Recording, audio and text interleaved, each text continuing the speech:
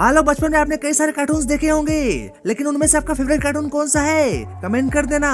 Number 3 guys, ये है संजय केनी, जिनकी आवाज सुनकर आपको बचपन की याद आ जाएगी। शार्क, छोड़ दे मेरी पूंछ को, मैं तोड़ दूंगा, फोड़ दूंगा। मेरे भाई को छोड़ दे, वरना तुझे कहीं का नहीं छोड़ूंगा।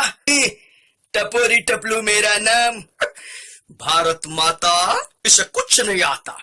ये शार्क के भेजे में केमिकल हो जाए। नंबर 2 बालोग, ये है सौरभ चक्रवर्ती। अब इनकी आवाज सुनो और बताओ कि ये कौन सा कार्टून है? बड़े भैया, खाली पेट दिमाग की बत्ती नहीं जलती। अरे तुम लोग कर क्या रहे हो? समोसे खाओ और शुरू हो जाओ। अब भाई वीडियो पसंद आ रही हो तो वीडियो को लाइक कर देना और चैनल पे नए हो चैनल को सब्सक्राइब जरूर कर देना। नंबर 1 ये है सोनल कौशल, जिनकी आवाज आपने कई सारे कार्टून्स में सुनी होगी। हाय, मैं हूँ डोरेमोन। हेलो, मैं हूँ छोटा भीम।